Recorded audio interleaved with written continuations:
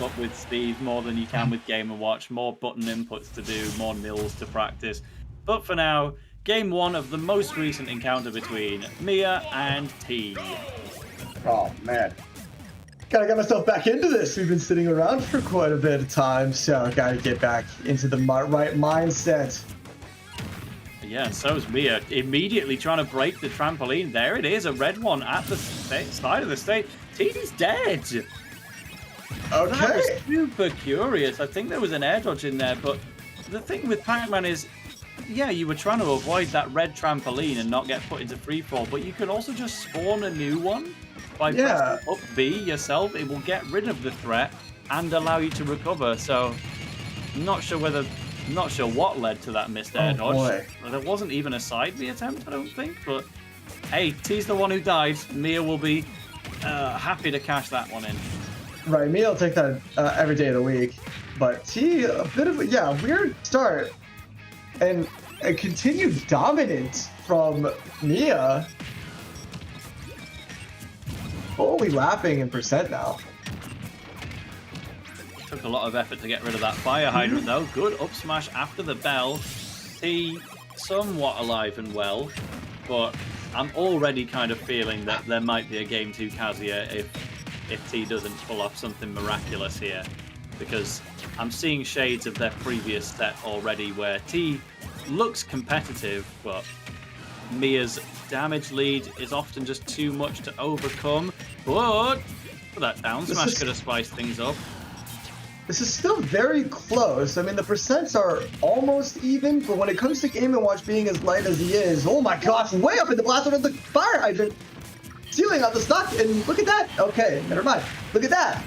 Yeah, it was a case of Miya, what were you doing up there? But then immediately upon respawn, T, what are you doing rolling into the up smash? They just had to both take a moment to be like, well, you know what, we'll play properly on the next stock. But yeah, no one is, even with the partial invincibility of Game & Watch's up B, you're always still at risk of a fire hydrant kill if you're literally in the magnifying glass. Alright, T's fire hydrant movement and usage has been crazy in this game, and there are 2 interactions that I've never seen before. And this is such a close game. Yeah, I'm always a little fearful of T's trampoline usage there, because it certainly didn't work out on stock 1. But that could have threatened maybe a platform punish, but I think T was just a little too afraid of the key reaching well below the platform, and when you've got narrow attack, Pac-Man's up tilt and Pac-Man's up smash didn't want to risk it. He will live here. We're only worrying because he killed himself in the exact same situation in game 1, but yeah, generally speaking, Pac-Man is almost impossible to SD with. He can struggle to kill, but not this time. Big back air. Game 1 goes to B, okay. My mind is absolutely shattered by the amount of meta play and not like player knowledge between these two. Like, they were like, the layers of these guys knowing each other was so apparent in those last moments. I'm so impressed. I wonder if there was a little bit even in Miya's mind of, oh well, he SD'd last time he did this, maybe he's gonna do it again, and somewhat let his guard down. T just immediately went up and back at him once he was back to stage. Sometimes you got to remember, hey, yeah, maybe this is a bait. Sometimes he can make mistakes, and then when he's in the same situation, he's not going to repeat it. So that will also probably ensure that T sticks to the Pac-Man for now, because again, that is a change from France, where it was mainly Kazuya getting the wins and Pac-Man getting the L's. Kazuya got his fair share of L's in the end, of course, but let's try some more. Miya Game & Watch, T Pac-Man. I want to see so much more of this. That was such an impressive game 1, and I want to see the battle between the fire hydrant and Miya up B and down air, because all of those interactions were so thought out. I love it. I want so much more. More, please. Yeah, and I'm super impressed as well at how fast-paced it's been. Both of these guys are attacking each other. Let it not go unsaid that this is Mr. Game & Watch versus Pac-Man. Not just any Pac-Man, but T's Pac-Man as well. the guy is super willing to make the set last a long time if he wants. I think this is the main reason why, even if you still consider T's Pac-Man to be better than his Kazuya, he still mostly uses Kazuya for early stages of bracket just to save time. And here, he's just going full outward aggression Pac-Man against Miya, and Miya is responding in kind. It's great. I can't believe I'm asking for more, like actively asking for more Game & Watch to watch, but it's so interesting to watch how T is so actively negating all of Game & Watch's seemingly broken tools with Fire Hydrant and movement and fruit usage, and then Miya having to try to use those broken tools, but it's just not enough. The key, but then the back air to catch it and then take the stock anyway. Yeah, it's like, hey, you want to go off stage to safely charge your bonus fruit? Not on my watch, I'll be right there. Miya probably wasn't expecting a key there because against Mr. Game & Watch, you don't want to do that normally. It's like doing a full stage charge shot towards Mr. Game & Watch. He's gonna bring the bucket out, but because Miya was busy attacking the hydrant, it did land a hit and a kill. But that was a really early time to be losing stock to a back air. I think he was at maybe 108%-ish, but it was only the final hit just kind of sneaking in there. And incredible stuff from T to just get off the ledge against the bacon and Mia's continuous pressure. Not taking all that much percent, but now it's starting to rack up with these up airs and losing stage control, but gets the grab anyway, and now it's a reversal of the situation, but the bucket just taking back. Oh my goodness. What we were talking about, the key is rare in the Pac-Man versus Game & Watch matchup because Game & Watch can reflect it so easily and just hold that thing out with no cooldown. But here we go. Miya will get some back airs anyway. T maybe will think twice before using the key again. But, you know, the bell is there, as we're seeing. Case in point. Gonna try and use that, but wow, Miya using the invincibility of the up B fire to actually go through the bell and get a hit afterwards. That's big matchup knowledge. I can't get enough of these guys playing against each other. It is obvious that they're so smart and so deliberate in their movements. Oh my gosh, how did you know it was your hydrant to just run in confidently? My goodness. It goes for the backwards power pellet as well, but still overpowered by the Game & Watch back air, which will take game number 2 in a last hit situation. Oh gosh, I got so lost in that game. I wasn't cognizant that was last stock, but oh goodness. You know what else went to last stock? Chon versus Karofane. But the winner was Chon.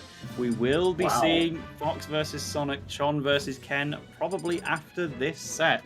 Very, very exciting, and Karofane will be fighting Umeki in the losers bracket, who's just beaten Yamanaction in a 3-0. There's some banger sets happening down there off stream. Ashimo versus Ayalin, Yaura versus Motsunabe to stay alive. Got a little opportunity match in Leia versus Marcos happening there. TG is still alive, actually beat Shion. Shion, the hero, after taking out Hurt, instantly died straight afterwards. And TG moves on to face Uame, a matchup he's very familiar with. Akaki Kusi's playing Tanaego. Absolutely everything is going on, except for poor old Isabel, who got killed by Daigoro. But back to Miya T, it is game 3, and it could genuinely go either way. I'm already, from these 2 games alone, so impressed by how much T has improved his game plan since the major losing tournament that he faced in France. Again, one of those underrated little discussions in Smash Ultimate is the Triple Crown. Players who've been able to win a major in Europe, North America, and Europe, and Japan as well. Miya and T have both made that achievement, but it was T who got there first. He was visiting Europe ever since the early days. It was actually his Japan win that he got last.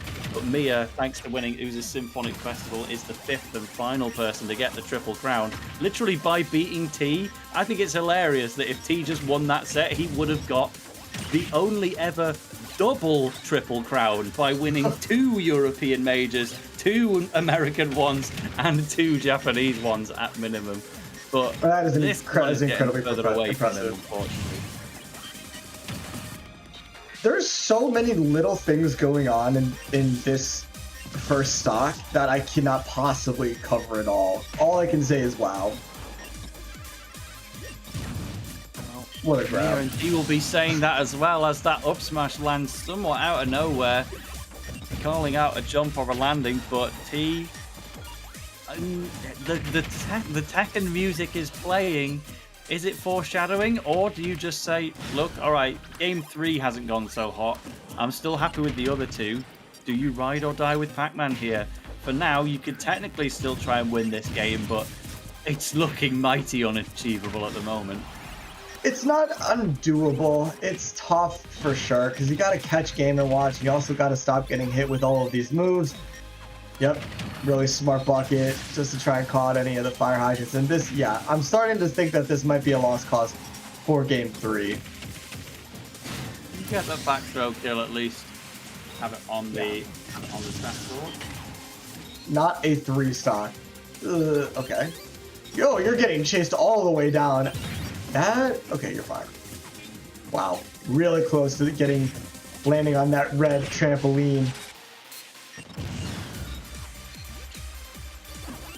Just throwing out the cherries as a simple get off me tool there. He's starting to run out of options, using the power pellet to armor through, but because Miya was so low on percent, only 28 after the hit, the get off me armored power pellet landed the attack, and then it was unsafe on hit anyway, and Miya gets a back air and kills. Heavens above. Thank you, chat, as well, for pointing out. Apparently, T does already have the double triple crown, but I will be there waiting for him to get the triple crown. Can he get the hat trick triple crown? Only time will tell. Yeah, it was Crown 2 and Thunder Smash 3 in the US. He had Temple and La Odyssey in France. That's the one I'd missed. I was busy commentating DreamHack Rotterdam in the Netherlands while that was going on, so some of the best production values of all time, and I didn't even get to watch it. And then in Japan, he's won Kagurigi 3 and doesn't have a second one, or it's a tournament I've never heard of, but we will see. For now, let's get things going once more. Pokemon Stadium 2, we are sticking to Pac-Man until the very, very end. I love it. Can't get enough. Hopefully he can push it to a game 5, but we shall see if he can make an adjustment to that after game 3. Not a hot start. Yeah, I mean, the last 2 sets between these guys did go to game 5, but it's always T fighting against the ascendancy. And Miya winning is definitely the expected outcome. Not gonna kill with that F smash though. If a run-up up smash would have done it, but Miya, I think, just kind of believes I don't need to do that. I'm already in position to kill with F smash. Still gets it with a forward air in the end anyway. Not really sure about that trampoline option. Really just putting yourself in a worse situation.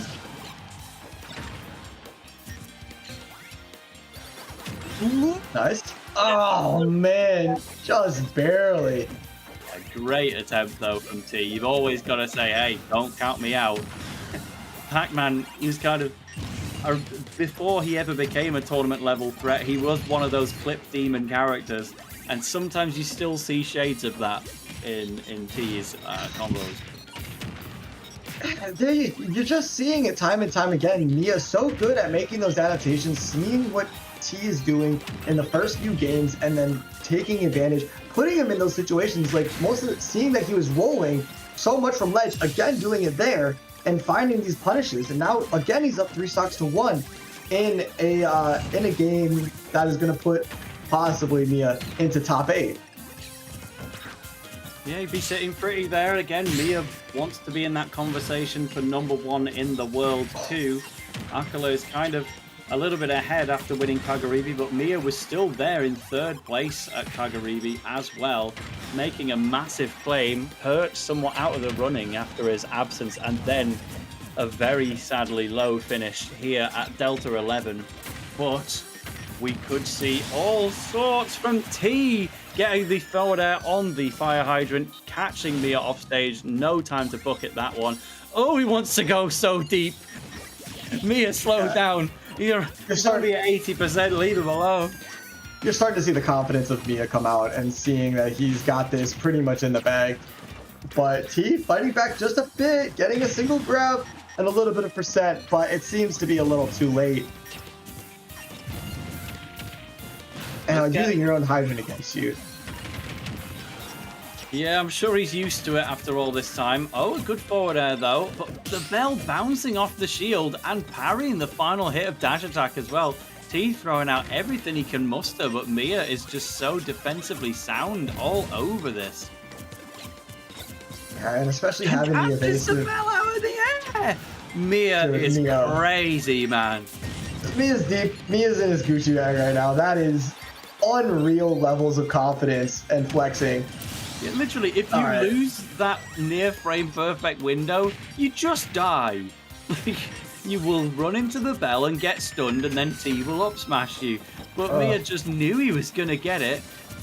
Nevertheless, T has started bringing this back slowly but surely. Is there hope yet?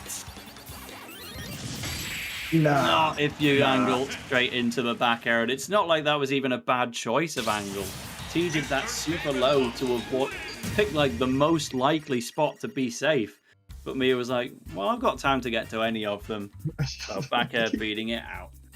I can get there from anywhere at any time. That is just that is just how Game & Watch is. Having the ability to edge guard from anywhere. Just impressive stuff from Miya yet again. Making a claim for number one, as you were saying.